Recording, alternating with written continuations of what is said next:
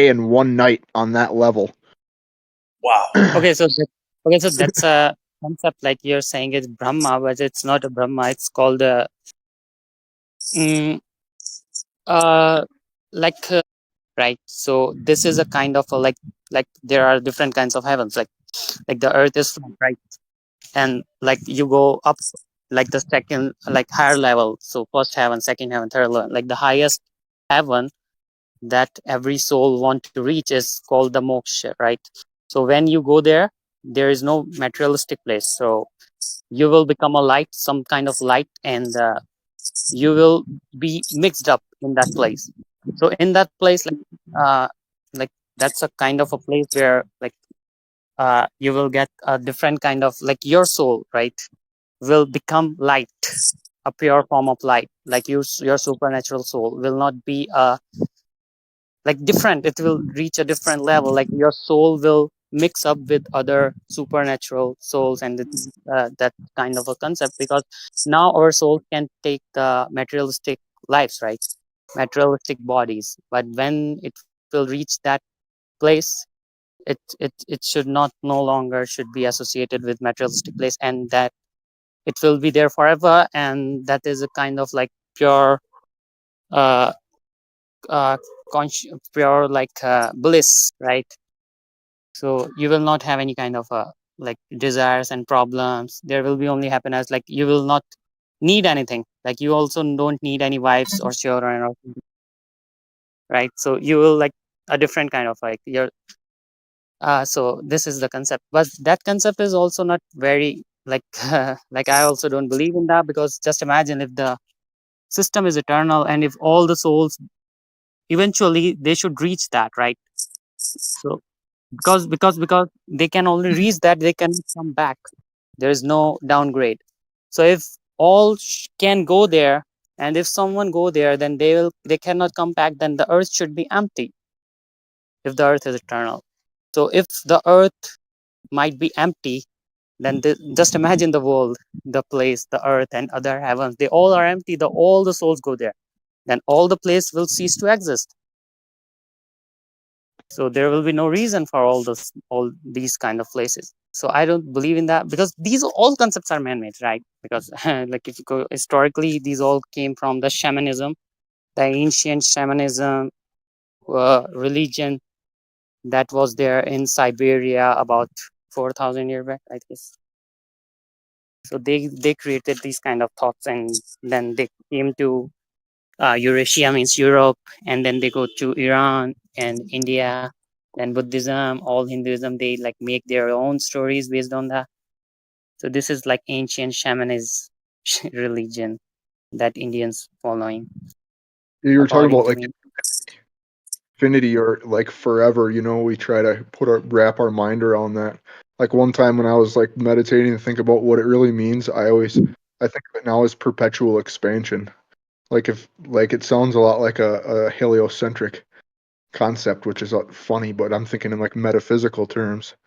Like, so let's say we are on a path, right? And we're supposed to become better people, and we were created at some point, right? So we had a beginning point, and we're in this progression where we're getting, bigger and better, if you will. We're understanding what it means to be a spiritual being and what it means to co-create with God.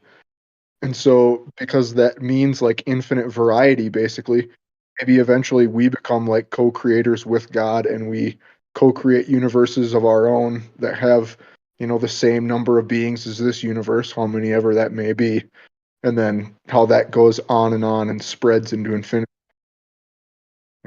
That's been my concept, I guess. A lot of yeah, people have any being kind a of co-god or but whatever, but I don't. Were you ever scared, like when you were little, to go to sleep? Are you just scared of going to sleep? I had strange experiences with dreams when I was a young child. I would kind of at some point, but like the dreams that I had, like, yeah. are you a lucid dreamer? I have lucid dreamed a few times, and every time I do, I just fly. Yo, speaking about that, Sean Ryan podcast, I X-Vet? know. dude, he had a military intelligence remote viewer on, speaking about his experience in the military remote viewing. And the guy, he's in a family line of like mediums who allegedly have like abilities, right? Like I normally don't give too much mind to people, but if this guy's getting paid by the government, he's on the payroll as a remote viewer, like he must have actual abilities. You know what I'm saying? And he said that when he was like 8 years old, he would have like lucid dreams where he was walking around his house and he didn't know anything of it, right? And he like in his dream he would go to the bathroom and then he would go piss and then he would wake up drenched, his bed soaked, and he'd be literally pissed off because he's like, what the hell, like, oh, why is this happening to me, right? And he's only 8 years old. His mom was like, sometimes we go places when we're sleeping, and you got to make sure that you're not dreaming. Before you use the bathroom. you know how there's like tests to make sure that you're like awake, that you can do in your dream state. Yep. In case sometimes your dream's so lucid you don't know if you're dreaming or not. And that's what happened to him, dude. Constantly, he's like he couldn't tell if he was asleep or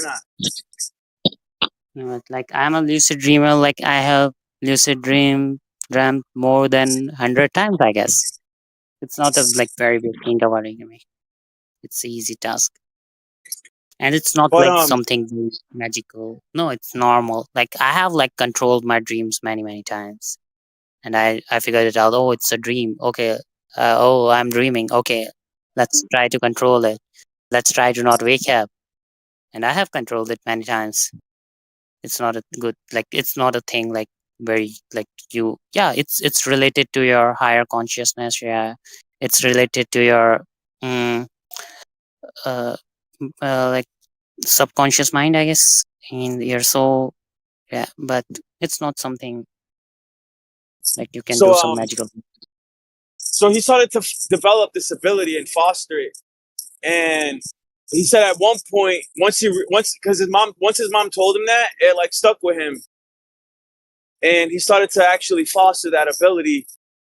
And he said one time he walked up to his window in his room, like in his lucid dream, and he looked back at his body and he could see himself sleeping.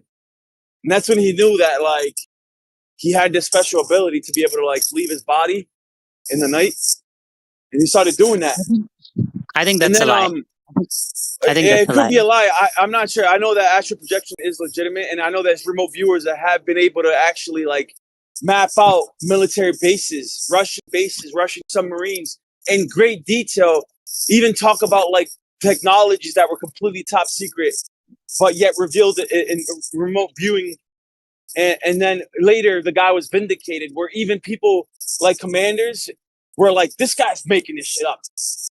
And like there'd be like paperwork, there'd be like documents on the guy's desk, and he'd like disregard it as like bullshit, because he in the Pentagon you got compartmentalization, right? And then you got like these compartments of like Majestic 13 and remote viewing and like psychic phenomenon and all that shit. And like the people at the top were like, "This shit's bullshit." Come to find out, like the guys were vindicated in that project because they come to find out like the submarine was legit. You guys heard about that? Dude, yeah. Anyways, this one guy, he started to foster this ability to the point where when he worked on his car, like he could see, like underneath the engine, like he could see. He didn't have to actually see with his eyes. He could like peer through the engine or like under the car without actually having to like bend down, and he could see. He could like diagnose the vehicle without actually having to like look inside. Just remote viewing. These things are just scams. You need to understand that. No, Anyone it's not. can do that. Not scams, bro. These are legit abilities that I think. So you think like you? Okay, so like the basic thing you're saying is like there might be some peoples who can go out of the body and experience the world, right? This is the whole thing, right? Yeah. Are you saying that? So how Yes. can they prove that? Can they prove that? Yes, Because if they can do that, they can prove that. How they can They prove have. that is how they can prove that is like you just write down a number, right? You just talk to them and you have a notebook, write down some kind of 20-digit number on a paper, and fold that paper, put that paper in some kind of a box, right, and lock it, and ask them to see what's written there, right, by going to that closed room and open that, because the key to open that box is in that closed room, right? So ask them to go there and open that by not going there. Bro, listen, Can bro, you they do? had they've done all this. They had declassified documents. It's called Operation Looking Glass, right? There's so much, bro. Oh, there's also MK Austin, So right? You you got think hold on, bro, you hold think on, that cannot be fake? That cannot be listen, fake. wait, dude, I can't. Okay, Yo, if there go are ahead, some bro. scammers, Go ahead. if there are Just some hog the mic. scammers, Dude. Go ahead, dude. Keep hogging the mic, bro. wait just a second. If there are some kind of scammers who are just trying to get attention by scamming these kind of things, then they can do that easily. So I'm asking for proof. Okay. Oh, I'm trying to tell you, bro. You're clipping me. So can I talk without you interrupting me? Thank Go you. ahead. So yeah, so there's Operation Looking Glass. There's declassified documents where they literally put these mediums, these remote viewers, in a lead box, in a Faraday cage, to see if their abilities would still work. And guess what? It still worked. And they did stuff just like you're talking about. They would they would test them with numbers, with drawings, with all types of stuff, and they would have them map out like they would still be able to map out enemy bases stuff inside of a lead box, proving that there's something going on, that they're able to peer through things even though they're enclosed. So electromagnetically, like they don't understand what's going on here, bro. But they've been able to test people, even near death experiences. Like there's been people that have been able to verify things that were said during the surgery when they lost consciousness. They were floating above their bodies. Doctors were talking like, yeah, man. There's all types of stuff. No, that's not out of body experiences. When you are on anesthesia, then you will think like, oh, you are out of your body. But it's just the effect of anesthesia. It's not like you're just floating around or something. Like I have used anesthesia because I have got an operation. So that time when I was on my anesthesia, I was having like so different kind of experience. When the doctors was doing operation on me, I was really like I can really understand like, oh, they are doing something. But I was in another kind of like illusion, because like it's like kind of like, because I don't do drugs or something. So that was first time for me. So that was a kind of experience. But I understand like it was nothing. No, I It's don't not think you something. understand. No, you really don't understand. You're just because if you actually look at the experiments that they did, what they were doing, they were what the kind of experiments that the Pentagon was doing was unethical, right? Because they would literally freeze people to the point of death, where they would lower their body temperature to like 65 degrees, bro, 70 degrees, literally, just to basically induce death. And then they would have things like in the next room over, like objects or numbers or whatever, and they would see if that person really was out of their body. The way that they were able to verify if that person was actually out of their body is that they could recall the number or the objects that were the next room over. And the people that were basically frozen, or not frozen, but their body temperatures were lowered to like 65 degrees to the point where they died temporarily, and they would bring them back. They would bring them back to life, and they would interview them. Hey, so what was in the next room over?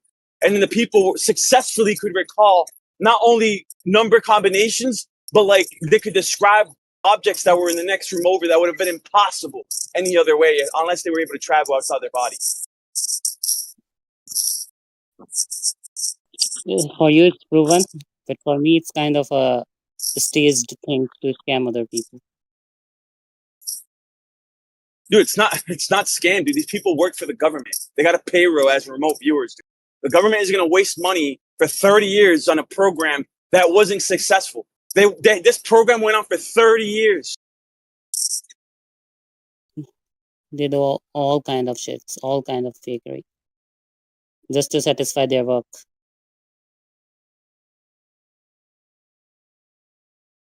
Well, I'm telling you, man, there's a lot in there, and Can even you Solomon talks about the silver cord being severed. There's okay? this Can you idea do that one? if you travel far enough from your body, or if you spend enough time outside of the body, you won't be able to get back to your body, and you'll die. Okay. So just imagine, like, if you are getting out of your body, can you float? Yes. Okay, so just imagine, I can give you a test, right? You live in your room, you have your personal room. So you put some kind of, just imagine, like, you put some kind of, just take a random piece of newspaper, right? Without reading it, just cut it down and put that in a box, and put that box in some place where, like, if you, like, you cannot reach. Just imagine, like, there is some place in your room that is just higher to the ceiling, and put that there, right? And where you cannot reach that without having some kind of, without standing on some kind of chair, right? So you place that there, and every night you are going to sleep every, like, regularly. And just imagine, like, whenever I will get out of my body when I'm sleeping, I'll go there and read that paper, what is written in there. And whenever you think, like, in your dream or something, you think, oh, I'm out of my body, and I'm really out of my body, just try to, in your lucid dream or wherever, just try to read that. And then whenever you woke up, or you think like, I'm inside my body again, then go and cross check if you remember what you have read. So you can prove that in that way, but no one can do that. People Yeah. are just in illusion. Nah, you're asserting that, but people have done that, and this Can you, this has yeah, been verified, bro. people, people have done every kind of shit. People have measured the distance to the sun. They still can do. They can do any kind of shit. Can you do that? Can you go out of your body and that read that piece of newspaper? I can't, but others have, and You it has can't. been That's the demonstrated. thing. That's the thing. You can believe them. I don't, because I All have right, done these kind of things myself. all right. But the idea that they haven't done these experiments, like you just gotta go read the literature, bro. There's Pentagon I know, declassified documents, bro. These people I know. They now have it's done all that. coming out, dude. Dude, Sean Ryan has interviewed so many of these guys, bro. Like it, and I believe their testimonies, bro. Like with the Russian sub and the special propeller. That's a unique case that you got to go hear, dude, for yourself. You Because the guy believe was it's he was okay. remote at the time. He was remote viewing, right? He was talking about a base that was like miles and miles offshore, where they were building a submarine that at the time was impossible to transport to the ocean. So the Americans were like, dude, what are you talking about? Like the Russians don't have a some. Why would they build a submarine miles and miles offshore? How are they going to transport that? We don't even have machines or trucks able to transport a submarine that large. And then come to find out, they did have the means of transporting a submarine that far, and they did have a submarine that they were constructing miles and miles offshore. I mean, inland from the shore. You guys heard about that story? Yeah, I'm gonna have to pull it up, dude.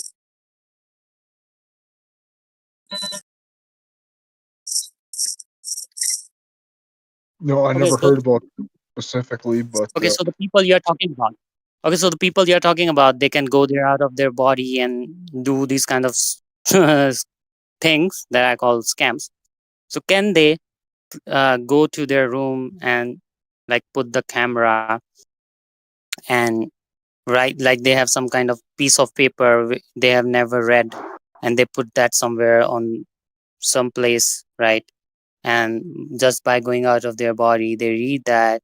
And whenever they woke up and they realize, oh, I have read that out by going out of my body, now they have writing that information on a piece of paper, and then calling the people, hey, I have written it down, now you can verify it with that piece of paper that I have never touched physically. Can they do that? Of course not, hey, because hey, they're scammers. hey. No, Jaron had these people who alleged that they were remote viewers on his show, and he did a few episodes with them. And at the end, Jaron concluded that they can see things from a distance. And I was watching those shows too, and they got a whole bunch of things like accurate beyond what should be possible. And it was funny, if I remember correctly, one of them was accurate but inaccurate at the same time. So Jaren made like 2 of them, but he was only going to reveal one like the next day or on the next episode. And the person read the one from the next episode that he made and didn't tell anybody about. I want to see Pretty, that, but I don't think so. It's really happened. I think that stuff is. I mean, to me, it all ether physics like puts it all together. Like, how is this possible? Well, there's multiple different field modalities of the ether going on here. You know, we know of magnetism, and we know of the field that we can detect with laser interferometry, and obviously, you know, there's gravity or the electrostatic gradient, depending on how you interpret that. So there are all these different fields. Well, I think there are way more fields than that. There's probably something like 9 or 12, probably some cool number.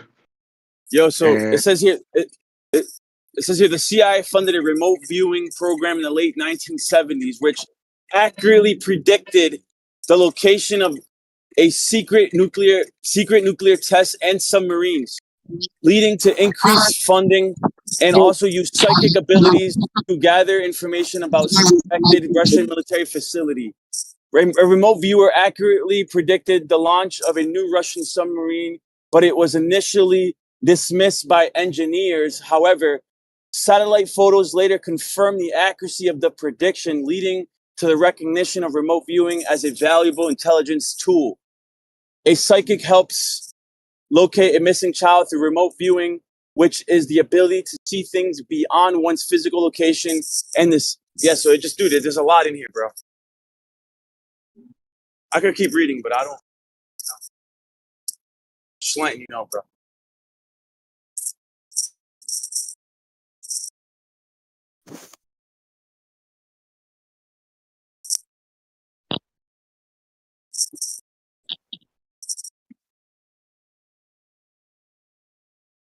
Yeah, you have to be sensitive enough to detect those fields, you know, in like a meditative state, if you will.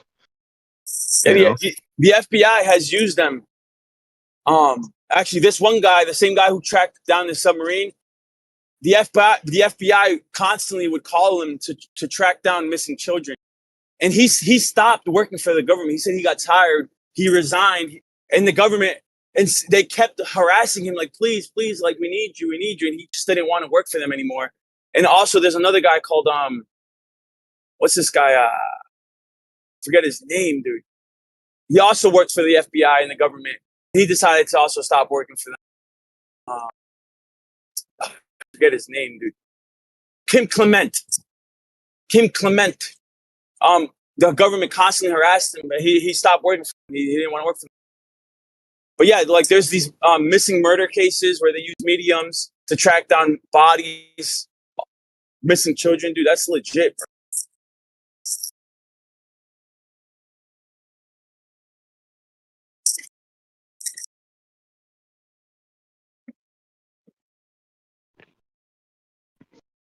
I was going to say something. I can't remember now. You got Operation Looking Glass and you got Stargate, the Stargate project. You know about the Looking Glass, where it's like Donald Trump, time travel, Baron Trump, etc. I don't believe all that. No, I said you heard of it. Yeah, Baron Trump, and you talking about that one book that was written back in like the 1800s? Is that what you're talking about? Yeah. There's like a whole documentary on it though. That's actually it's fun to watch. It's interesting. So it says Army veteran Joseph McMonigal stood out among the remote viewers who worked with the government top secret program, including helping the Army locate hostages in Iran and pointing CIA agents to shortwave radio concealed in the pocket calculator of a suspected KGB agent captured in South Africa. another remote viewer, Angela Della Fiora, was asked in 1989 to track down a former customs agent who had gone on the run. There's a lot, dude. I mean, I could pull up more and more. There's so much, dude. Just gotta look. Oh yeah, when we were talking about leaving your body. I actually have a buddy that was like as normie comes.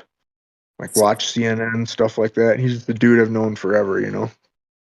And he told me one time about an experience he had about leaving his body, and it scared the shit out of him.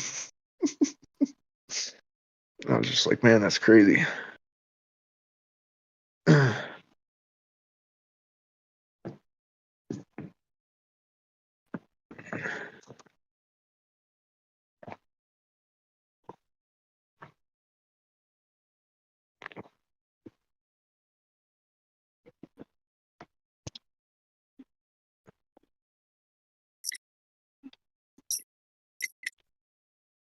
I don't know how we went to Hinduism, from Hinduism to remote viewing and leaving your body. Here we are.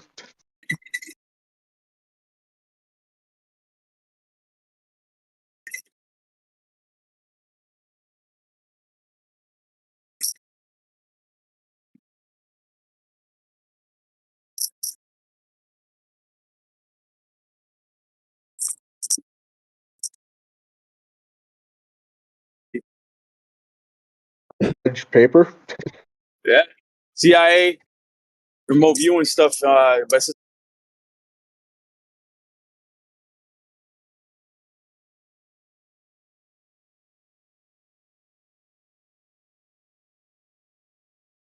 Columbia.edu.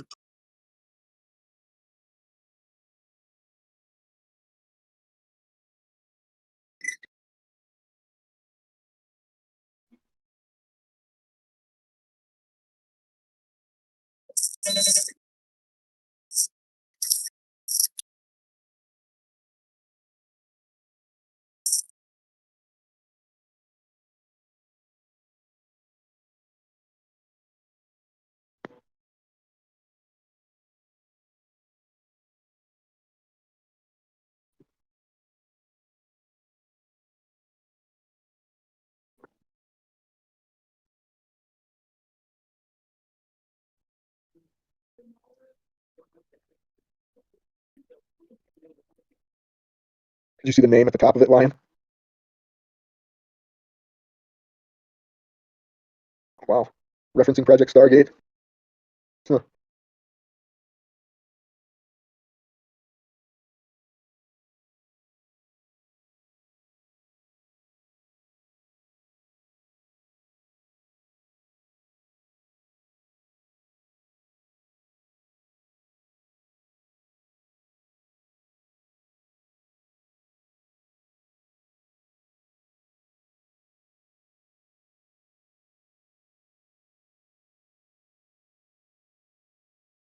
I'm trying to I'll try to explain it to Noah before, but I didn't really have all.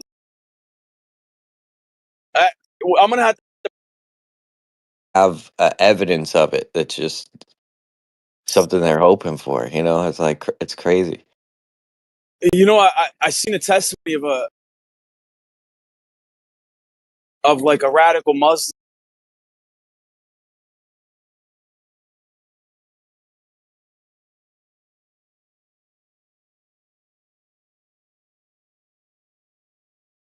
It's even like a dispensationalist belief. You know what I mean? Like he's withholding things for different time. Like he's changing. You know what I mean? And he doesn't change, so it's kind of crazy. But yeah, I had to give the drash last week, and it was kind of awesome because I've been studying that for like 2 or 3 weeks, and then it just so happened to be the Torah portion that came up.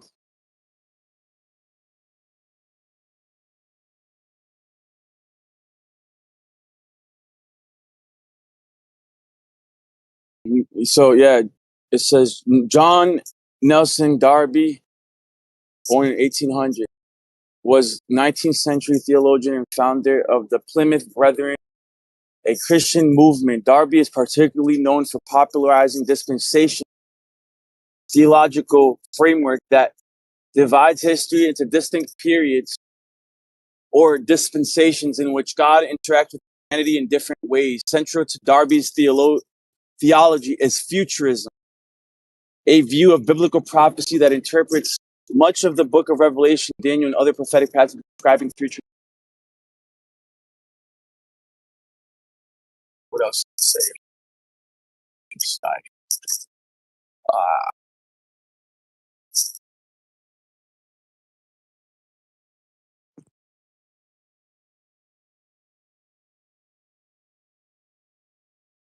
The rapture, part of his futuristic ideas. Yeah, it's crazy. There's people in my messianic church that seem to like believe that for some reason. Darby's emphasized the restoration of Israel as central to God's prophetic plan, which aligns with futurist interpretation. So all these guys resigned, basically. They were promoting the establishment of Israel as a state. They look up to the Jews, actually. They looked up to the Rothschild as, the God's chosen people. Like these people, even regarding the canon, they trust the Jews because of a verse in Romans that says that the Jews preserve the canon. You know that verse I'm talking about? Yeah, I know what you mean. So they look up to the Jews for dictate to us what it's scripture. Even though if you look at it through history, the Jews should not be trusted with that. Not the ones that denied him, right? The ones that accepted him, like in the Old Testament, whatever. The Old Testament during he was here. That's different. I don't know.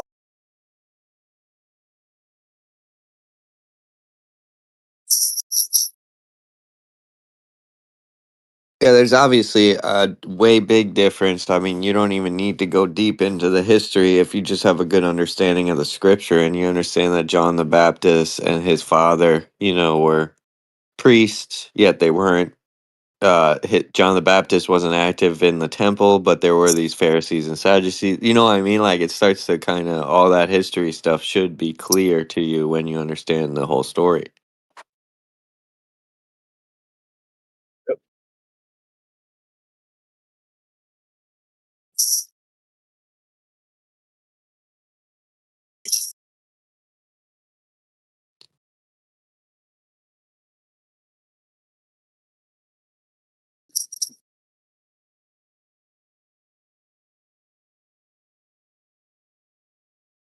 Oh, it says Darby's dispensational futurism gained widespread influence in the 19th and 20th centuries, and particularly in evangelical circles in the United States. His ideas were decimated.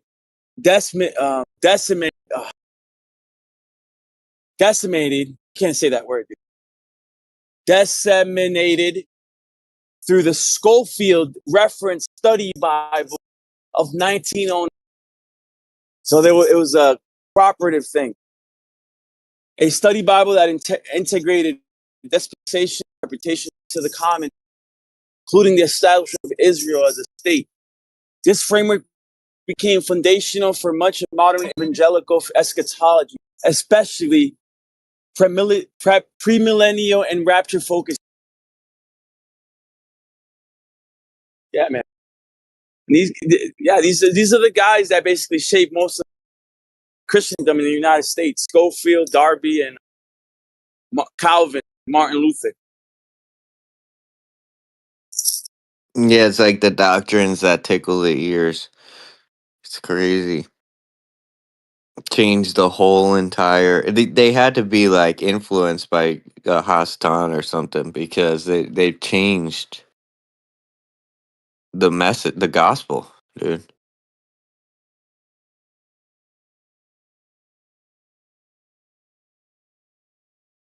Yeah, and they overcorrected because even though they were protesting the Catholic Church, that's why they're called Protestant.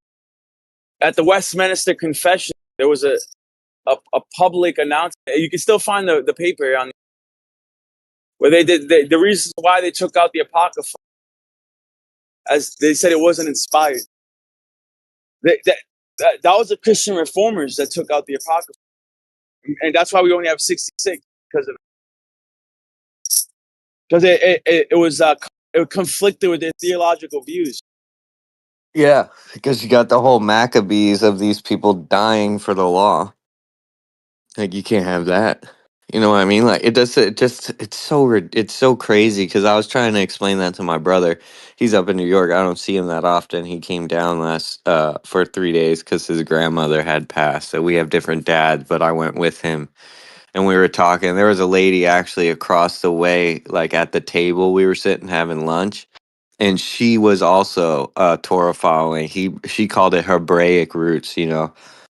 And I was like, wow, this is amazing. Maybe this opportunity. And I was just trying to explain to my brother. I'm like, listen, Christ Himself says if you teach others not to do one of these laws, you still get to the kingdom. You're just considered least in the kingdom. So I'm not saying that's salvational, but for some reason, for me, I hold it very dear because I grew up in the same church as my brother, obviously, and it made me want to walk away from Yah. And then this message of the Torah and the Sabbath and all of this and the feast days and everything is what brought me back closer. So that's why maybe it's not salvational.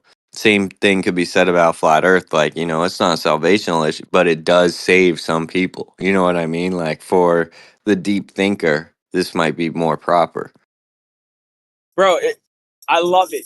That's what I needed my whole life. It was like this structure that I wasn't getting before. And now that I have it, it just makes so much sense. It's the discipline. It's the orderly. I don't know, man. It just makes so much sense. And I needed that. That's why Yeah. people really commend the Muslims for their faith because they really stick to the text compared to a lot of these Christians. That's what's commendable about Muslims, and that's what I liked about like the structure, the discipline aspect of sticking to the text. They say we're supposed to be disciples, so yeah, obviously that's what I've always questioned with the church. I'm like, well, what do I do? Like, what is walking in the spirit? And they're like, you know, you just listen to that little voice inside you, and you just do what Yah's word tells you to do. And I'm like, where's that? Where's Yah's word? You know what I mean? Like, isn't that right here in the scripture? Like, what are you guys talking about? It always felt like this thing they're trying to sell down there, like some ethereal experience and nobody knows where God is.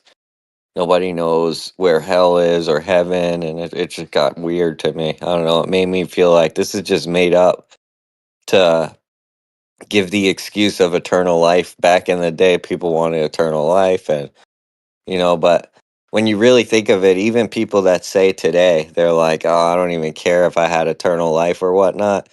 It's like maybe it's not for you. Maybe it's for that, baby that was born with leukemia or something. Like you think that's fair. Like that's why it does start to make sense that there would be life after this life.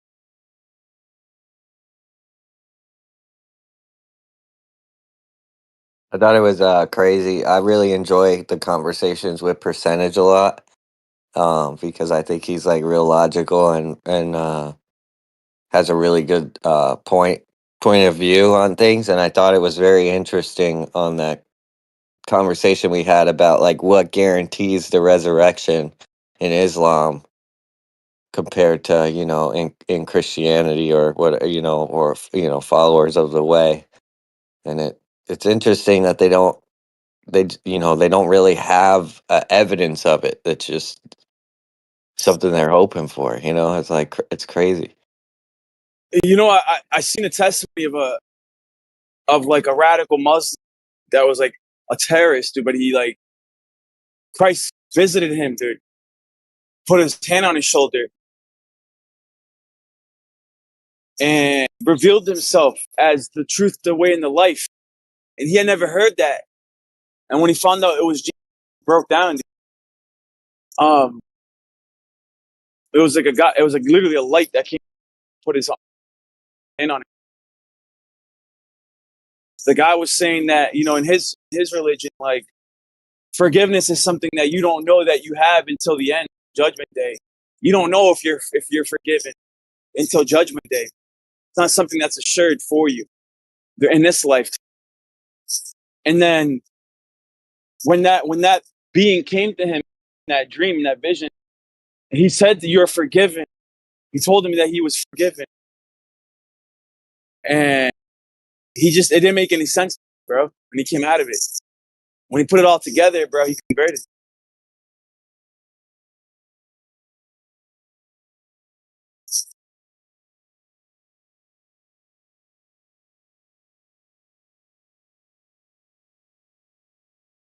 Yeah, those are some amazing testimonies. If you look those up, like Muslims coming to the truth, it's crazy the testimonies they have.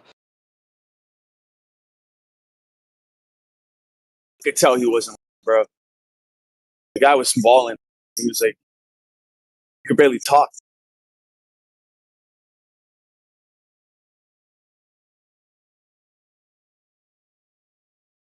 Yeah, man.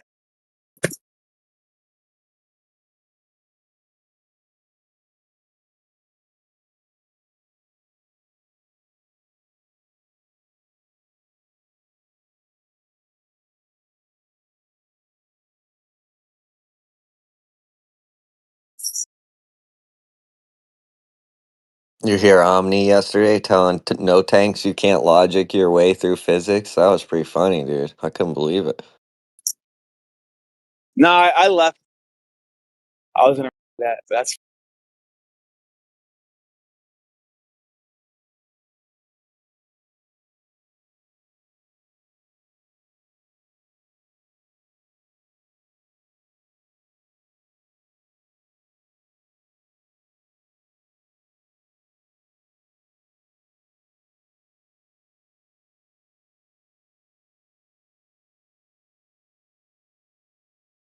a lot of preterists lately too, bro. I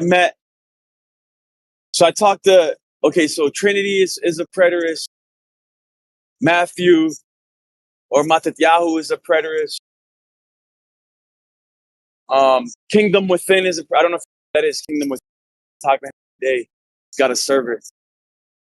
He's a preterist. I was talking to him and his friend the other day in his server,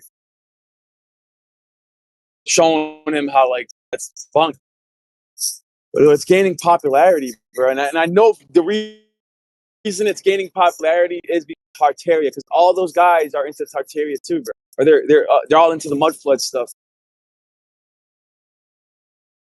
I know that was a big thing I got into, just because it seemed like the only logical explanation for why we're in the scenario we're in. If you believe all of the Tartaria stuff is exactly true, that's the whole thing. That's what got like messed up for me. And then I started to realize all these books I had on Tartaria weren't even like substantiated as fact or anything. It was just a whole bunch of speculation, and there is absolutely no evidence for any of their claims or primary sources and stuff. So there's truth to it, but it's just not the exact truth. And there's also the chronological order, like of the millennial reign versus eternity, I don't know. I'm not sure on myself, so I don't even.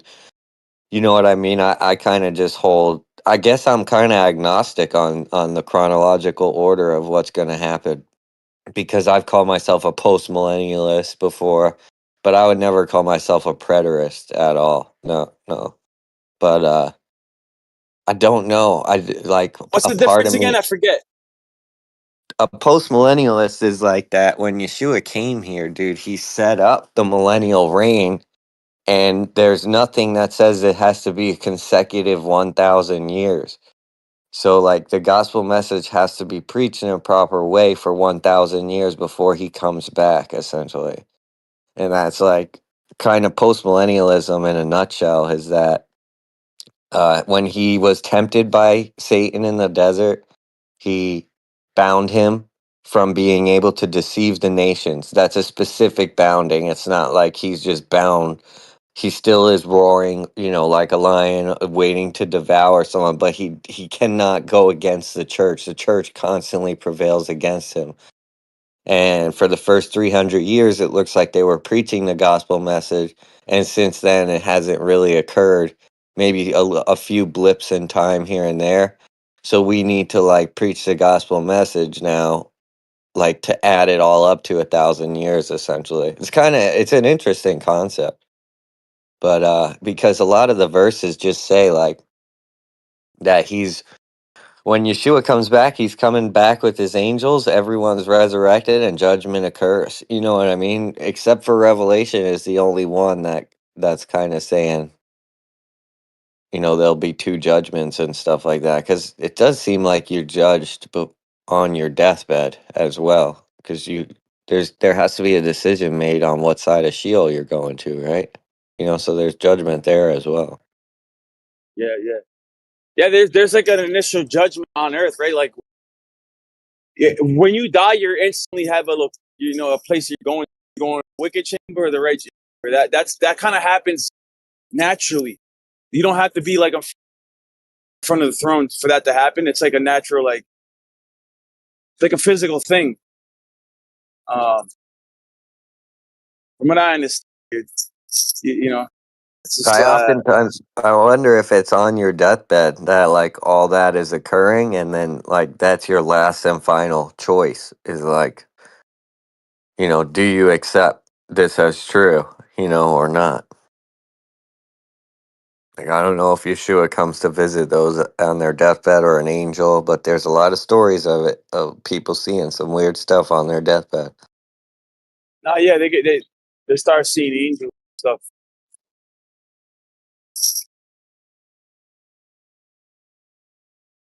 Like that one story you told, it really sticks with me that little girl is like, no, mommy, angels don't have wings. That's just crazy. Yeah, and there's countless stories like that. They did a investigation at all hospices, and you'd be like 80% of the people that were on their deathbed experienced visitation from otherworldly beings. It's documented. They're still lucid, bro. They can still talk to you.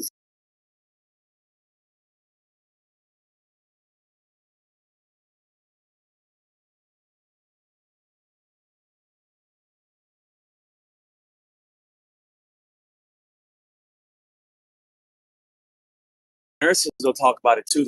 About their patients telling them stories about seeing angels and people coming to them, telling you, oh, hey, like even like already knowing when they're leaving. Like, hey, I'm gonna tomorrow they're gonna come and get Jesus come get me or whatever. What are you talking about, Grandma? No, he's not, Grandma. You got plenty of life left or whatever. And then the next day, like they're dead, dude. Like, get him. Like, they're you guys didn't believe him.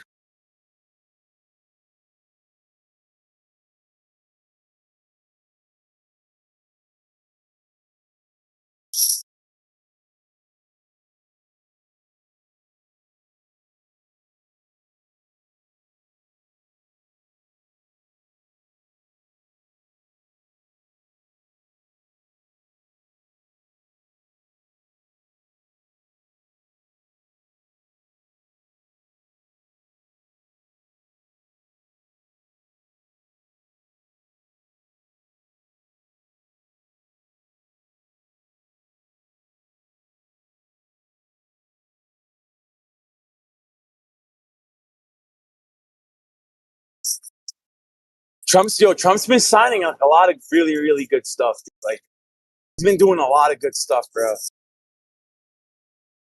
I'm hoping that America really becomes independent, right? That we start supplying ourselves with fossil fuels. We stop going to war, right? I hope Trump really does that. I hope he pulls out, focus on on our borders. If he does that, dude, we might see. Maybe we'll get like 7 years of prosperity. I mean, before we get those 7 years, whatever. I don't know.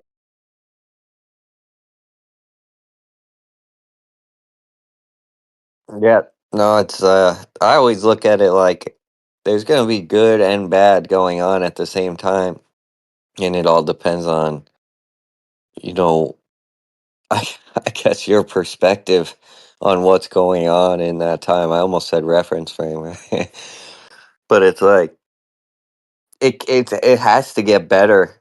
If Yeshua is returning, right, with and he's going to renew the earth, it's going to get better for those that believe in him on the way to his return, because it's like the number of Gentiles have to come in.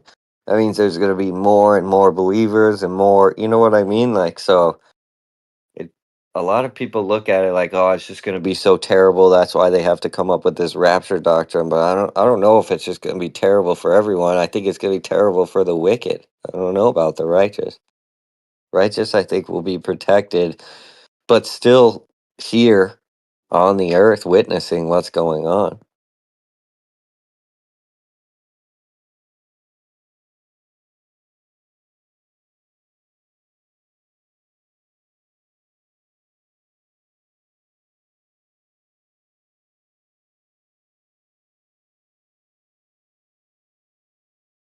Black Rock Turnpike. That's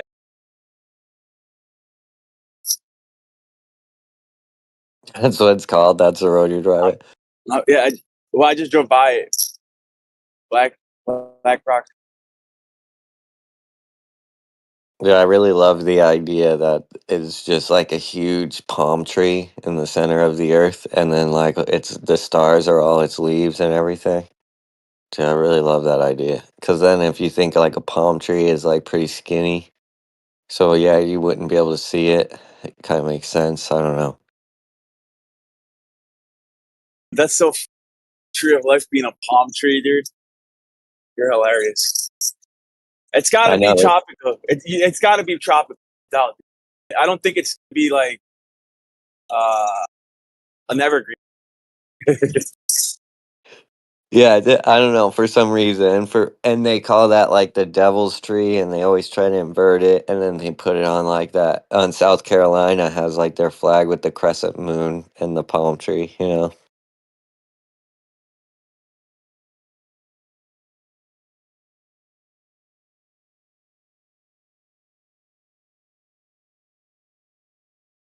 I got a cousin-in-law. That's what it's called, right? Cousin-in-law, cousin's wife. I don't know, but anyways, my cousin's wife. She moved to Florida from PR, right? And she went to PR on vacation for a little bit. She got a phone call. She thought it was a client or something. Come to find out, it was the bank calling, probably for some fraud. Or I don't know, dude. But dude, her bank account was empty. Dude. They emptied her bank account. She went back to Florida empty, dude. Nothing account. She's trying to get her money back, right? She fell for one of those scams, dude. Where they get your information, they emptied her bank account, bro. Oh man. And but there's like insurance and everything for that, right? That they Yeah. Yeah. That's crazy.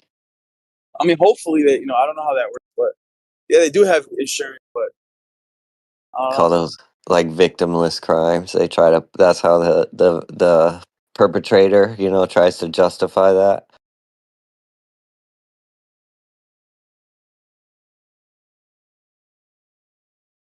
One time I don't even know actually how recorded.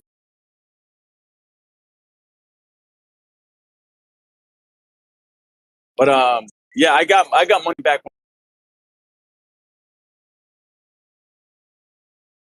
when I was young though, dude. I was on whatever. I was just a dude. So I was on there used to be a gambling site called, I think it was called 888 or something like that, 777. I forget what it was called, the game site, dude, but it was online. I was like 17, dude.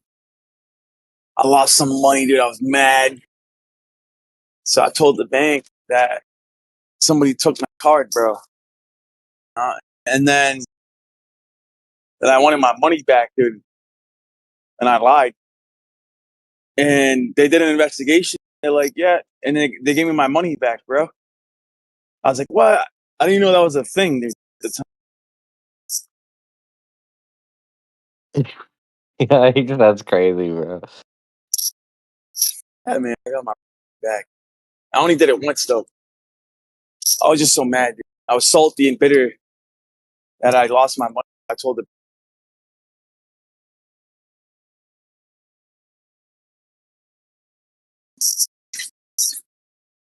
It's getting crazy out here with how easy it is. You know how, like, with your credit card, you just straight up tap it or whatever? What's going to keep someone from having, like, a little machine and just, like, putting it up to your wallet? You know what I mean? Or, like, putting it up to your back pocket and just taking money from you. I think that tapping thing is really weird. I don't know why they allow that. I mean, it even works on my phone when I want to put my phone into my card.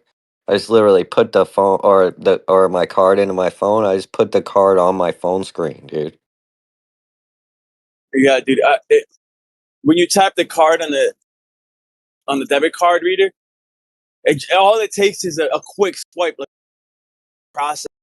I know because I mean you probably done it, but I did it by accident like last week. But they do have like these magnetic shields that you can put around your wallet, or you can buy a wallet that's magnetically shielded so that they can't do that. But that is a thing. You got to be careful. Yeah, sometimes I just want to put like my whole wallet up to that machine just to see which card to get, like play like roulette almost. Yeah, you could be walking in New York City, bro.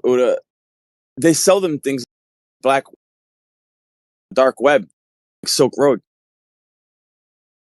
where you can literally Roulette. just walk past people, dude, and you can be able to scan a bunch of cards. It's not even like that. I mean, it's easy because I have one for my business. You know what I mean? If I want to take a credit card payment, people just tap their card on this white square box that I have, and then it takes the payment. So it's like, what's keeping me from taking this white square box, typing in that I'm about to take $500, and then just going up to people's back pockets and just like, you're like, Nothing. hey, what's up? It's so Nothing. weird, dude. Yeah.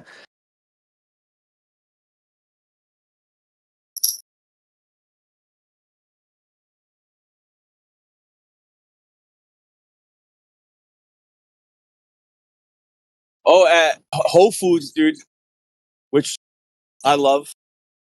I love their selection of merchandise. But dude, they got the face palm thing. Or not face palm eye. They got the palm reader. That's Amazon, right? Didn't Amazon like buy Whole Whole Foods. Foods? Yeah. Well, Yeah, I don't Whole know about. Foods. I don't have any Amazon stores. That's Amazon. Whole Foods is Amazon, bro. Oh, I didn't. Whole Foods is awesome. I can't lie, dude. They got the best, freshest food, dude. All like everything there is like organic. Like even the coffee, bro. I was like, hey, you guys got regular like that here. Like, what do you mean? I just wanted regular sugar, dude. Because they had the brown sugar, the molasses sugar, which is good too. It's more nutritious, but I just regular taste. Like what, turbinado? Yeah, they got like brown sugar. I have white sugar. Well, they do it. They probably do in the regular aisles that you buy, but like they got a coffee shop and they don't have white sugar at the Whole Foods coffee shop because it's all organic stuff, unprocessed. But dude, they bake like every fresh. It's all like raw, organic ingredients. Everything from the pasta to the cheeses to everything. Amazing. A lot of fermented foods.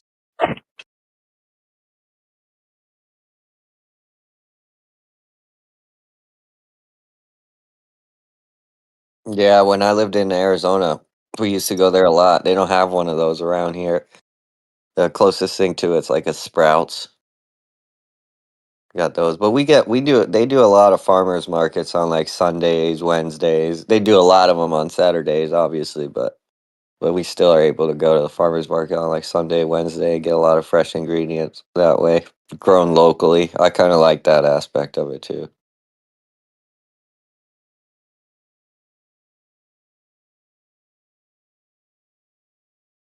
It's expensive eating healthy, isn't it, dude? It's so crazy how much money all of it costs you. But it is weird. Yah always provides, like he's always making sure I could still afford a $13 gallon of milk every week. It's crazy, bro. Holy moly, dude! Is it raw? Yeah, that's what we Yeah. pay, $13 a gallon, dude. Yeah, it better be raw. Dude. About to say. I thought it would be cheaper. I thought the whole idea was drinking raw milk was going to be cheaper than pasteurization and everything because it's like you just are straight up taking it out of the cow, dude. But it's not. Everywhere it's expensive. Yeah, because it's not a lot of suppliers that you can get raw milk from. It's on high demand right now, dude. And the more people become aware how nutritious raw milk is, dude, you're gonna see that price go up, dude. It's gonna be high demand. There's not a lot of people supplying it. Not around here. No, I was hoping they would make it like legal for sale because that would make it a little cheaper. But then you worry, like if that becomes legal for sale, are people going to be taking it from their sick cows or whatever? You know what I mean? And just trying to sell raw milk because they could do it for a little bit more than their other milk or whatever. So it's like, that's what I worried about California. I'm like, do they get good raw milk still? You know what I mean? Because like if it's legal to sell, like just anyone could be bottling up this milk.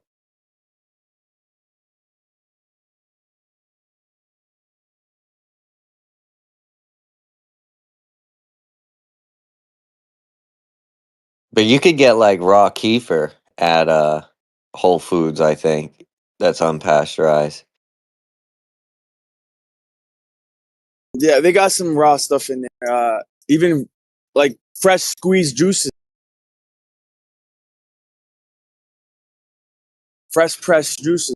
They have a warning that says unpasteurized. Uh, Drink at your own risk. May contain harmful pathogens. Da da da da. Da. Yeah, they got the.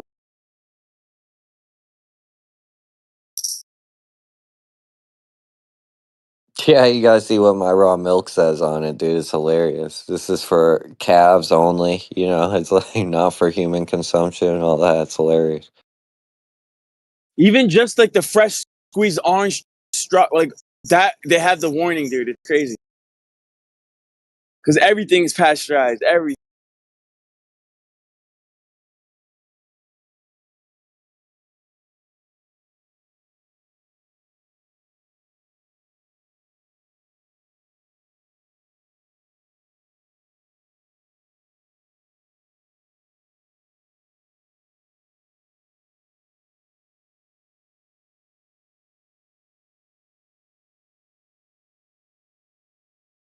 So I went to a Seventh-day Adventist church Shabbat because I missed fellowship in person, so I went, and I really enjoyed it. But the only thing that really bothers me, dude, is that LNG white. Like I don't really know much about LNG white. They did have we did have a Bible study after the service was over, and the guy had a PowerPoint projector.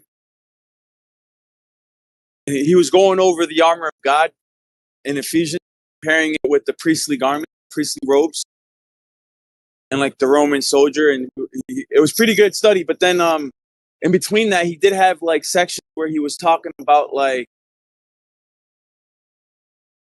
some LNG white stuff, dude, that I'm completely oblivious of. Like some of her quotes, from her.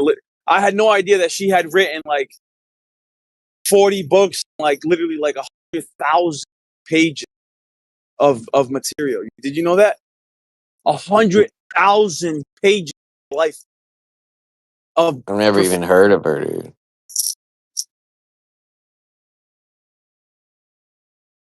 Yeah, she's the founder. She's the founder of 7-Day Adventism. Yeah. Ellen Well, G. White. her and her husband. Yeah. But I guess she was a prophetess who basically spent her whole life just writing.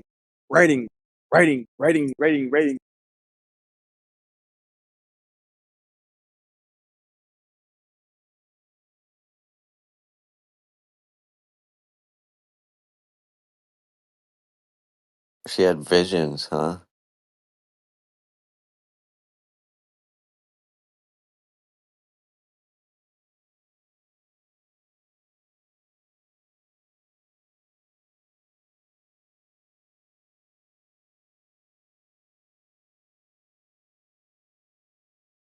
And she was vegetarian. That's what they do at the 7-Day Adventist, don't they? That's like Yeah. part of their thing, yeah.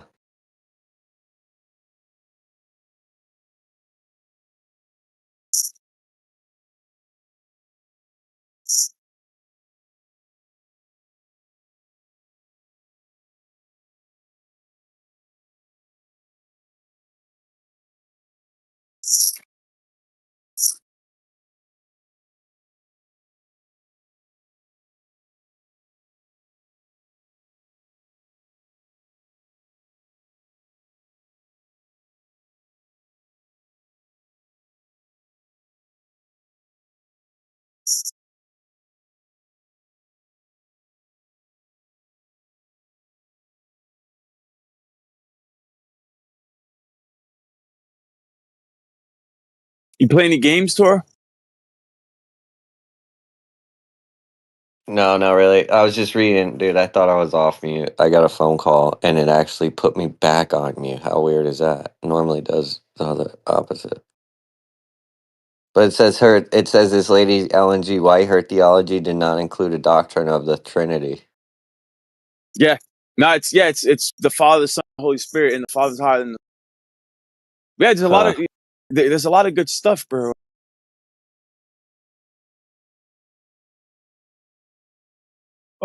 There's a lot of stuff that I'm still looking into.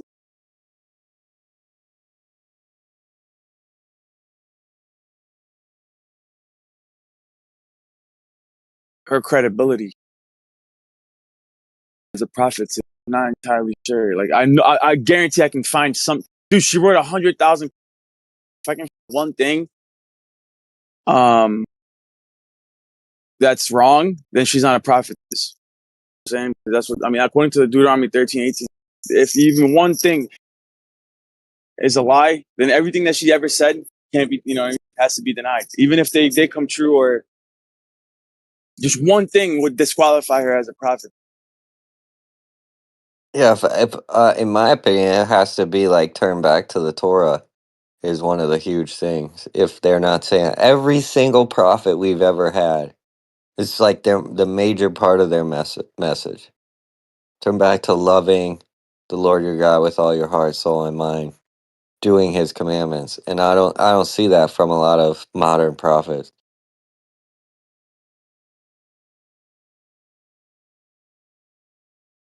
But I mean, their whole. I mean, Seventh Day Adventists obviously they care about the fourth commandment, so that's good.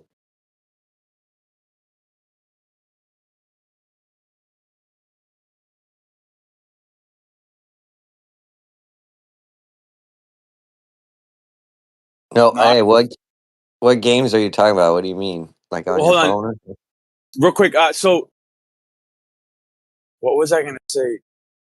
No, it's So I noticed that there was a lot of women compared to me, which I don't like that. I feel like it's probably because it's the woman, it's a woman that founded the organization. I think a lot of women really like that idea because I noticed that they're like all women. Only like 2 guys. No, well, me and like one. It was me, one. There's like 4 guys. Say, not including the children. The rest were all women. Probably like 10 women, like 4 dudes. I mean, that's straight.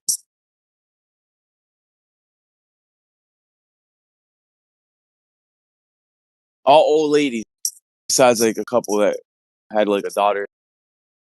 It's hard with that when you think like that, just because of the curse, after eating the fruit. It says, I will sharply increase your pain in childbirth, and pain you will bring forth children, and you will desire to control your husband. You know what I mean? Like, dude, it's just weird. Then it's Yo, like, happy XRP Community Day, guys. How much is it?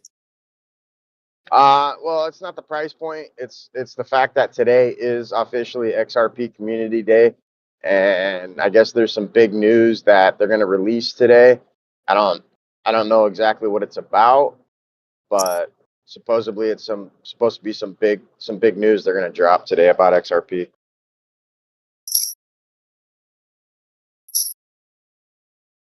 So let me know when the party. All right. When the what? we're going to 585 after today. I mean, let me know when the party is. When the party starts, when the yacht parties are jumping. Yeah. I want to get invited. There's the have yachts and the have nots, man.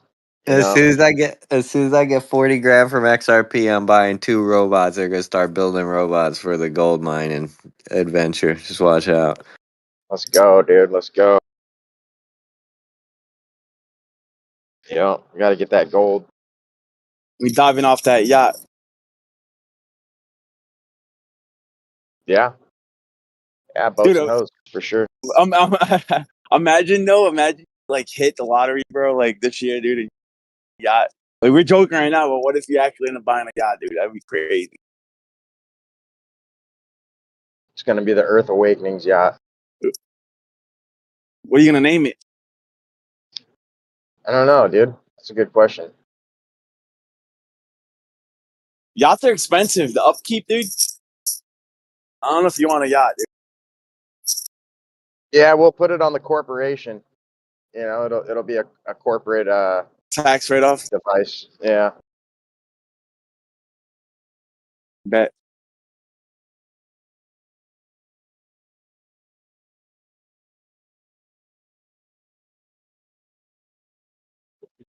Yep. We'll be over in some remote destination, maybe Thailand for a little bit. Who knows?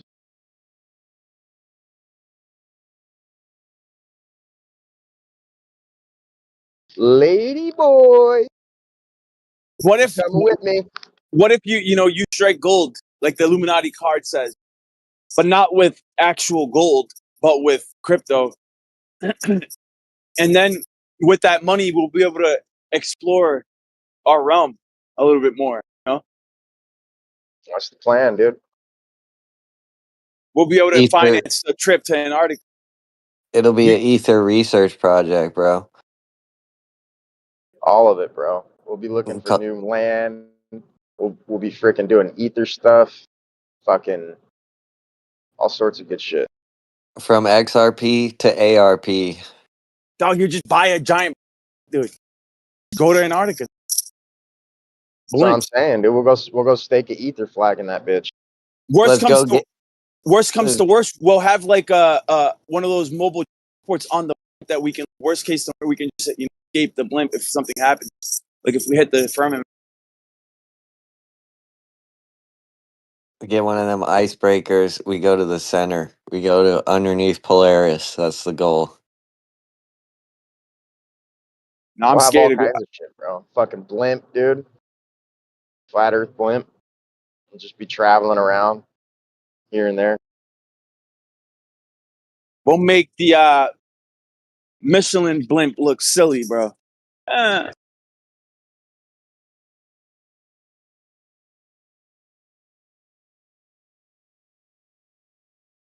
All the flat earthers that got XRP money, right? we all invest in crazy giant blimp.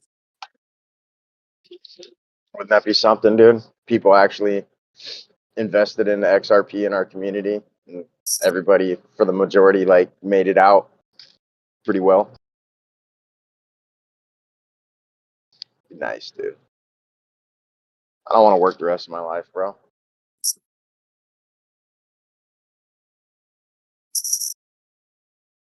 But yeah, I would be scared to go to the North Pole, dude. I The think North Pole? Yeah, I think it'd be worse than Antarctica. Yeah, than the edge. I don't know about that, dude. I think the abyss is over there in the North Pole, bro. That's what I'm saying. I don't want to. I think it's a death sentence, dude. The death wish. You try to fly with it, bro. Crazy whirlwind that'll suck you. I'll throw Jeremy in that bitch, dude, with a head cam. Yo, if there was like a swirling toilet bowl of water, you wouldn't take the ride? Tesla bot in there first, I'll tell you that. I'm going for it, bro. I'm taking the ride. I'd have to be like retired, in retirement, already approaching my life. Like, whatever, dude. If I die, I die. I only got a few decades left, anyways. If that decade, maybe like, because if you still got a lot of life, you don't want to risk it. Like, I got my son's only he just turned 8.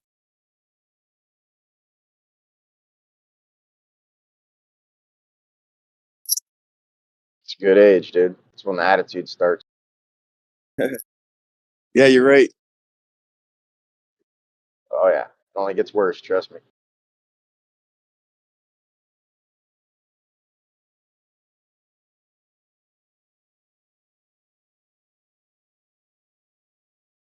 But yeah, there got to be a reason why we don't have high resolution photography of the North Pole, dude. Like perpendicular right overhead of the North Pole. There's got to be something preventing it from happening.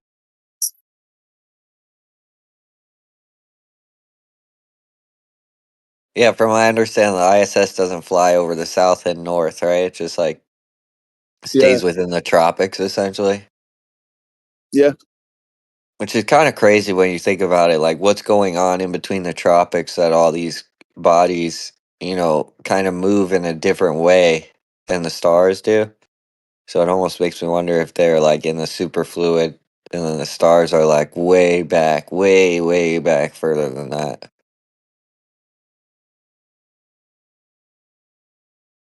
Yeah, from what I understand, most of the wandering stars their circuits are between the tropics, I'm pretty sure, but the moon isn't. The moon goes further. You think that's just I have a feeling the moon's a lot closer, and so it just appears like it's going outside the tropics from our perspective. And then I would say also that we don't have the exact tropic lines laid out properly on the earth anyways, because like they're taking it from the sun, not the moon. It could be the moon's path could be the real tropics. I mean, I know it's defined by certain weather patterns too. I mean, I know when I leave this area, they call the area I live in subtropic, but I live north of the Tropic of Cancer. So I don't know how that works.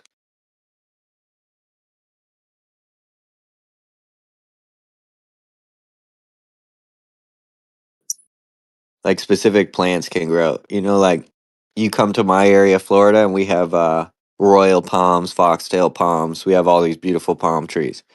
But you go just north of me 2 hours, and those palm trees, you can't grow them there. They don't. They die. Wow. Everybody kind of pictures California, being like the land of palm trees, but palm trees aren't even native to California. There's only one specific species of palm tree that's actually native, and it's in Palm Springs. I don't remember exactly which one it is, but It's the one that same thing with the eucalyptus tree.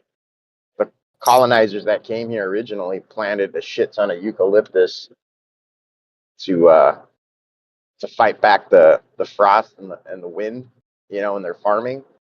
But yeah, bro, eucalyptus is I don't even think it's that great of a tree. Like it's not even, can't even build with it. I don't think so. That's that. They got that rainbow looking one, right? Rainbow eucalyptus. I'm not sure. I haven't seen it, but I mean, I think these trees, dude, it's something suspicious about them all being the same height. They're not even that tall and stuff. It looks like all the trees got like taken out at one point or something. They just started regrowing like not that long ago, I feel like. You know, if you like clear a lot and then you just let it regrow back, it's crazy how it all grows uniform. And that's what, like, when I go up high on these like high rises on the hotel buildings out on the island here, and I look out over Florida, all the trees are like the same exact height. they just drop out. No, I I think heard the him. oldest, yeah, I think the oldest tree we have on Earth is, I want to say, like 4 or 5,000 years old. Methuselah, I think, is the oldest tree. They call it. I'm not sure. I'm not sure of the name. I want to say it's in Japan, but probably not. I don't know. I know they got bonsais in Japan that are like 1,000+ years old and shit, handed down. That's fucking wild.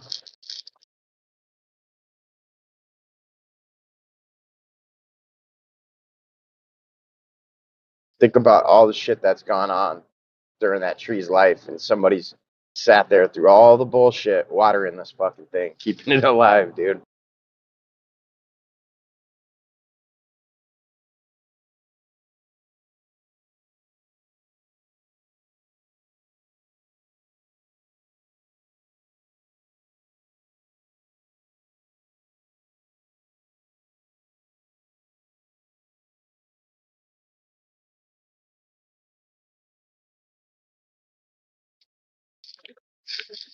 I don't know. Aren't you a young Earth creationist line? Don't you Yeah, perceive the world being only like 6,000 years old or something like that? not the world, but humanity. The world close. It's close to 6,000 years, but it could be up to 13,000. But I'm not entirely sure. It's somewhere around You said 30 or 13? 13. Gotcha. Like Adam was created on the 6th day of creation. Man. So from that point on, it's around 6,000 years. But before Adam, to the creation of the heavens and the earth, could be upwards of 13,000. Our You know my pushback on that, right? Is so days 1 through 5 were 1,000 years, but then day 6 and 7 were just one day. Why? Oh, that's good. Yeah, I honestly don't. But I'm leaning on the fact that it's anywhere between 6 and 13,000. Oh, so what? So you're saying 6,000 6,000 plus 2 days? Is that what you said? Yeah, I mean, well, I don't think it makes sense. I would just go with that's around 6,000 years, and then, but I do think you can date it to be older than that because it's made from primordial material. So it's like a whole conundrum, really. Like if the ultimate eternal being created everything, what did he make it all out of? Himself. Yeah, right. So then if you're going to date it, you might get some wild numbers.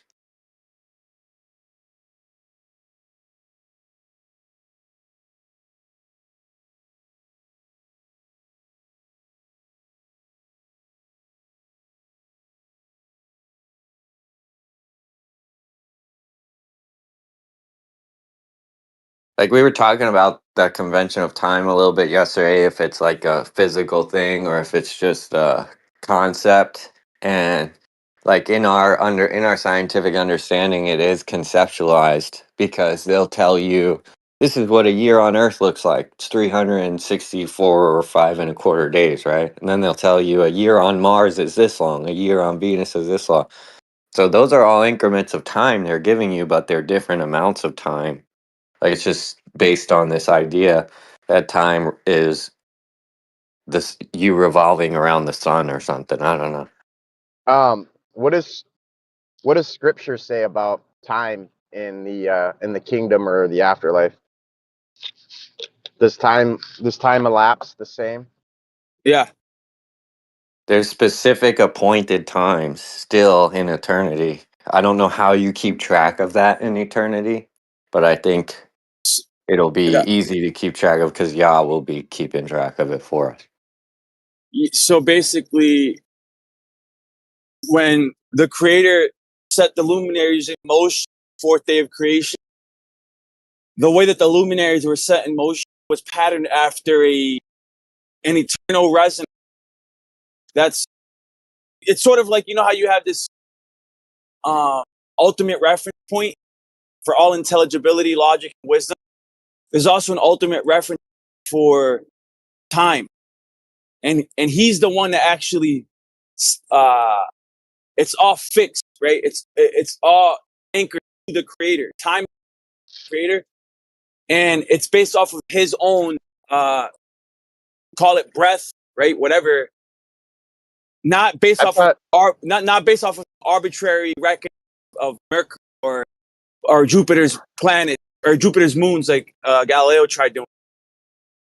I thought I thought you said before that you believe God is beholden to time, like as if time's always existed, and for some reason God has to abide by it.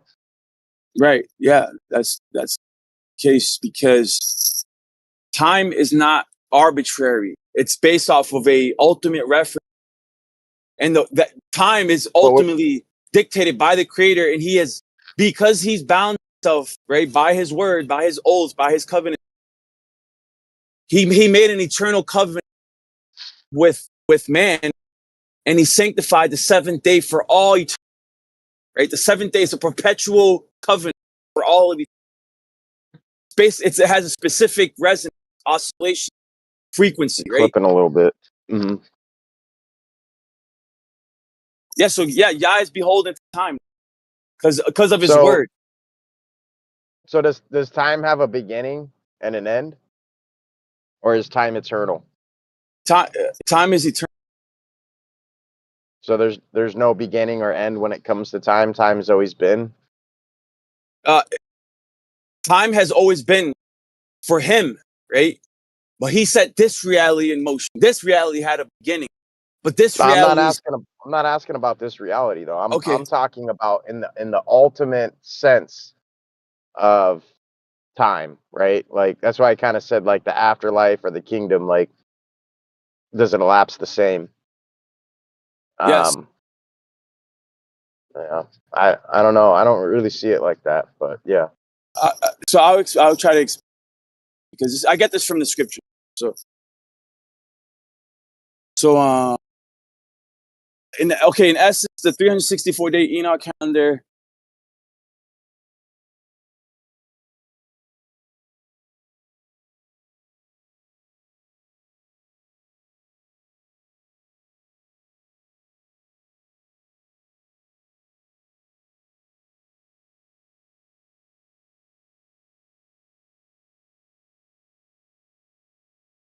Okay, the 364-day year kept by the Zadok priest was one of fixed Sabbath, calculated in advance,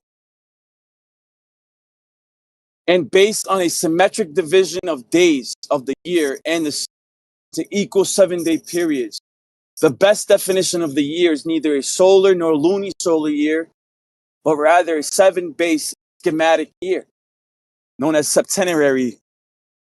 The 24 priests who maintained the rotation in the sanctuary, the temple, a symmetrical yearly calendar of identical weekly and quarterly periods comprised of 52 weeks, were endowed with the responsibility of an eternal covenant. Eternal, that means forever.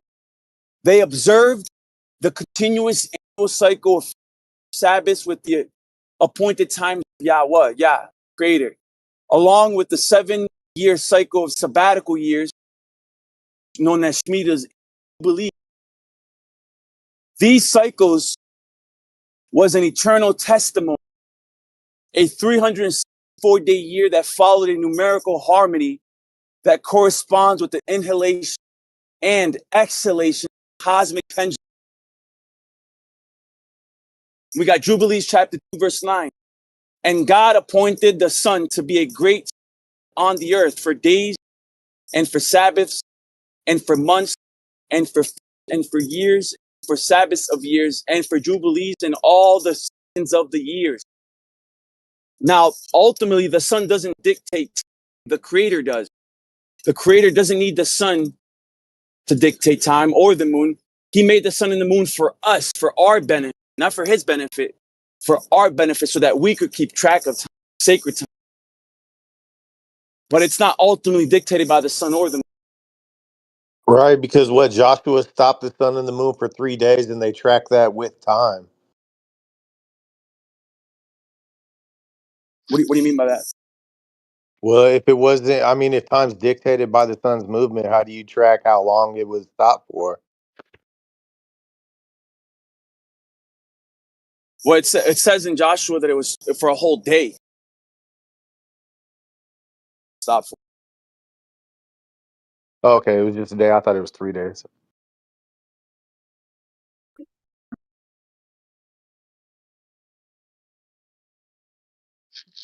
mean, think about what would happen on the globe model if everything just kind of stopped. Shit would all just come colliding together. But right there, it's depicting the sun moving, right? And the Earth being geocentric. So there you go. I got a couple more verses. Writing. Okay, you got here. I got 7 more scripture. So you got this. Okay, you got this sacred idea, right? That unlike relativity, where time is relative, based on reference or what planet you're on, right? Because depending on what the revolution, that's not how it's not reality. I mean, time is not arbitrary like that. Now it can be arbitrary because men lack wisdom and they create calendars that aren't really based on any real oscillation. Like, like the lunar calendar, for example, right? They just make up a calendar and kind of come up with a convention to keep track of time, but that convention is faulty, right?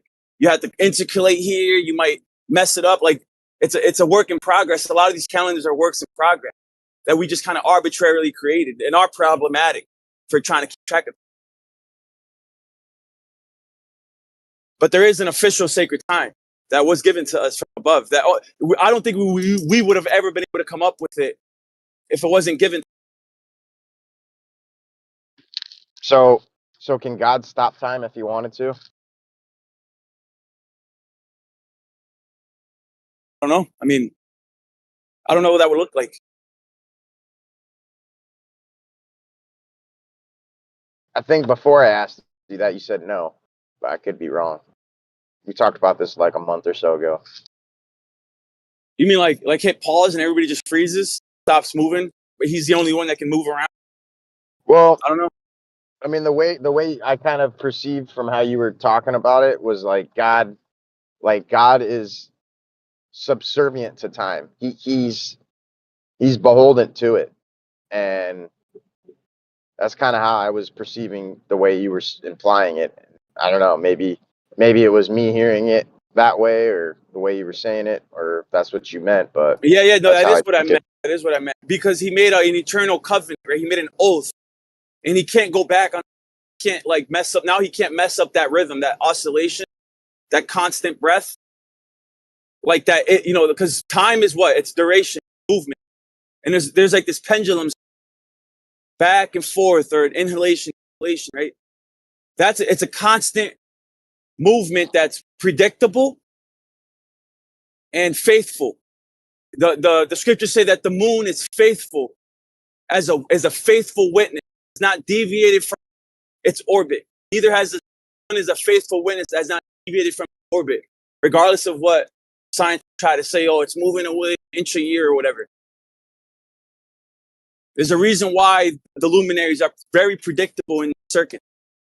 You can predict where it's going to be 100 years from with extreme precision because they're faithful.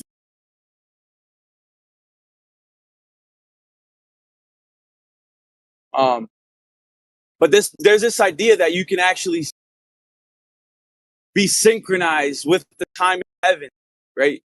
Like a synchronized transmission where you have all these gears working in unison.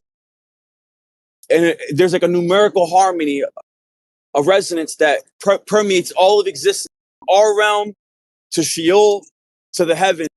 You have time ticking uniformly. Relativity tells you that the further that you move away from a massive object of significant mass, that time changes.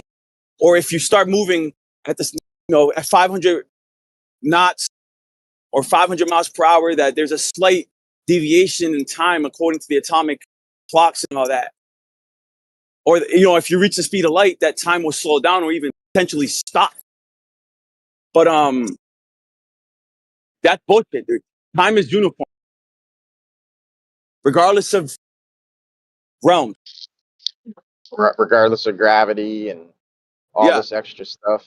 Yeah, I agree.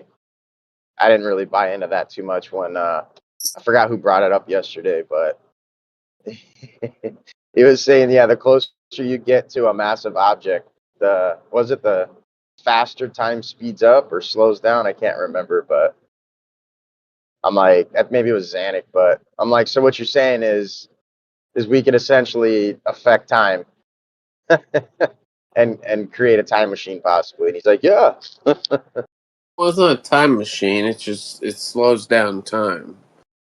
Well, I mean, if the theory is correct, then yes, technically you could create a time machine. If you had a supermass with no magnitude, then technically, yes, you could essentially, you've got a dial for time right there that you could adjust. Yeah, but you can't travel through time. Time travel implies that you're traveling one way through time, like backwards or forwards. Well, from their perspective, they're creating a rift within that time and kind of entering through this sort of rift or time warp or what have you. Like, they've invoked physicality upon time.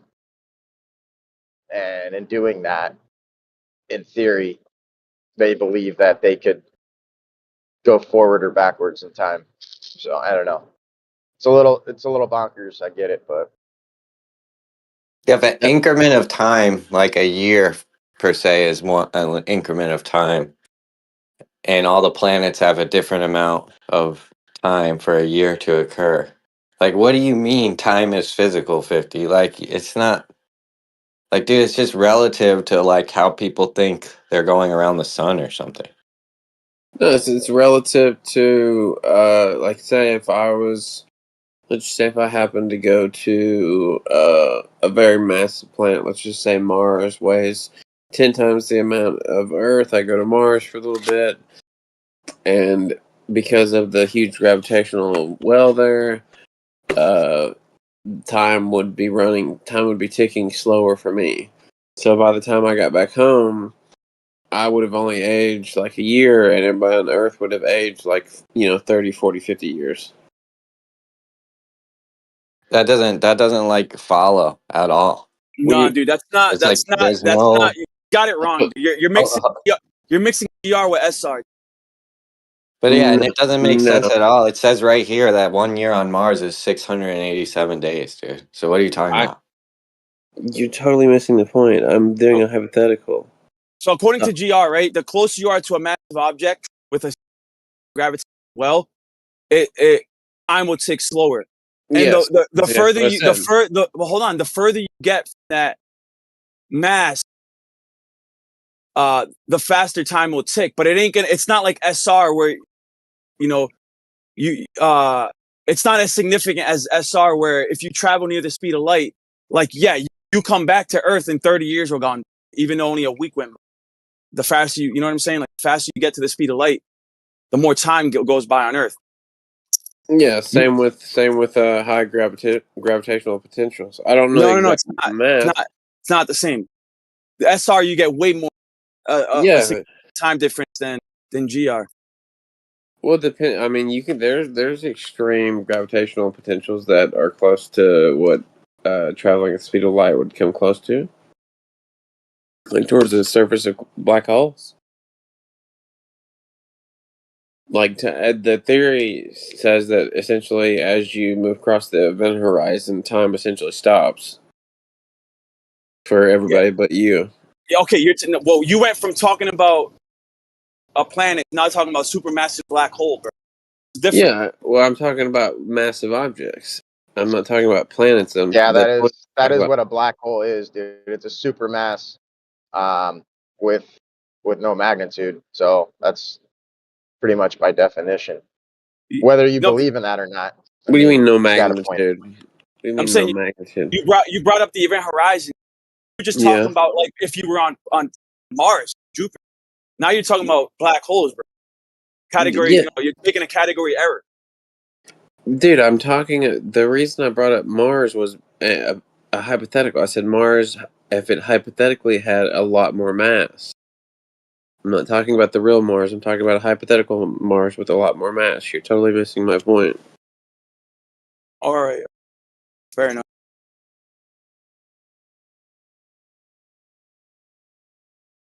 I will tell you, there's volumes of data proving that this is true. There's a place called the Institute of Standards and Measurements in the U.S., and they have multiple clocks, and one of those clocks is higher than the other clock, right? And so, therefore, it experiences a larger tangential velocity, and it's going faster. Therefore, time ticks slower for that object. And there's tons of different ways to prove this stuff. So so special relativity. Go ahead. Yeah, so special relativity deals with like the acceleration, right? How fast you're traveling, and then its effect on time. And then GR deals with the gravity and its effect on. No, special relativity is Einstein's very first paper where he formulated the foundation for all of this, and it's not a real situation. It's a hypothetical situation. I can post you. I sent Jeremy the original paper not that long ago. I can send you the original paper too here. I'll post something in chat here that talks about the difference between GR. That talks about GR and special relativity. So special relativity, applicable in non-accelerated frames only, describes uniform motions in the universe. Talks about time dilation and length contraction phenomenon. Related to near light speed observations only. Creates paradoxes. So I just said that, bro. Hold on. Twin paradox. Bro, I just said that. You said no. You didn't say all that. I even though I said I did mention acceleration, but when you're talking about the velocity of light, it's a constant acceleration. So you're being pedantic. The velocity of light is a what? So the closer you get to the constant speed of light, time basically comes to a stop. Yes. So if you were to theoretically achieve the speed of light around the Earth on some hypothetical track, right? If you went a week at the speed of light, when you came back to Earth, bro, like 30,000, I want to say like 1 billion years would have died, according to Einstein time dilation formula. Well, it would have been a week if time stopped for you and a week passed for everybody else. It'd be a week. No, dude, it'd be 1 billion years according to special relativity. Using Einstein's time dilation, bro. I know what I'm talking about. I'd have to see it. People act like I don't know what I'm talking about, and then, dude, I know what I'm talking about. Trust. I'd have to see a reference for that. Hold on, let me go through general relativity. What it says for general relativity, real quick. General relativity, applicable in both accelerated and non-accelerated frames, can describe uniform as well as non-uniform motions. Talks about more complex phenomenon and talks about the greater parts of the high-speed physics. Along with dealing with near light speed, it also describes the effects of gravity on space-time continuum. Solve the paradoxes created by SR effectively. Einstein's field equations, right? So special relativity was the linchpin and the foundation for creating general relativity. That's the history of it. And if you look up the original special relativity paper, it's only like 2 or 3 pages, and it just uses some very basic trigonometry and some very simple ideas from physics. It's very easy to understand. Yeah, I'm not opposed to anything that you said, and I'm aware that's all theoretical. We're not in disagreement. I don't think it's theoretical though. I just want to say though that can you read the part where it talked about the speed of light and how that affects time dilation? That's what SR is. The faster that you move, slower time gets. Yeah, for the layman, you don't have to complicate things. In special relativity, it talks about time dilation and length contraction phenomenon. In general relativity, talks about more complex phenomenon and covers the greater parts of high-speed physics. So in one, it's a very specific case. In another, it's talking about more complex phenomenon that add extra things in, like mass and etc. etc. One's dealing with velocity, the other one's dealing with gravity. I thought we established. No, regardless, though, I don't believe in that. Time is uniform. It takes uniformly, regardless of how fast you're moving or how close you are to a massive object. They actually have never substantiated any of that. You can appeal to atomic clocks, atoms, and their vibration in this world, but that's all like faulty science, and it's already been demonstrated to be faulty because as you move up, there's all types of different anomalies, and they pick and choose, right? The experiments when they try to substantiate relativity, they'll throw out the data, bro. It doesn't match up. It doesn't affirm their model, just like they do with refraction, the Adelaide. They throw out the data. They'll throw out the data that doesn't match their model. I don't agree with that. That's a claim that I don't think you can. They call them outliers, dude. There are outliers in almost any experiment, but the idea that you're characterizing that as they throw away data that doesn't agree is just a misunderstanding of how data collection or measurement works. We don't need to start ad homing people on me. Okay, let's not do all the liars talk. So wait a second, Dyslo. Somebody is mischaracterizing how how data works. Okay, so either they know they're doing people liars, bro. Come on, dude. Either they know they're doing it, or they're misunderstanding it. How data works is all of the data is collected. You don't throw some out. That's how data works. So you do. So this is a basic discipline of statistics. You know that whenever you get a measurement, there's going to be margins of error, and you can test the significance of them. So, Dyslo, I'm sorry, it's not an ad hom. It's I was being funny, dude. You said outliers. I was. Okay. Over your head, He was bro. joking, man. Yeah. Okay. But yeah, I just wanted to be clear that I'm not calling people liars. I'm saying that the understanding of it, that they're throwing out stuff that doesn't work just to get a result they want, is absolutely not what this statistical analysis does. Did you get this information from the book that says How to Lie with Statistics? I did not get it from the book of How to Lie with Statistics. I got it from statistics class.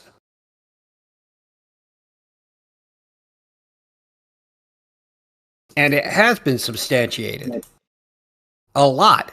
I mean, you can say you don't think atomic clock measurements are valid, but why not?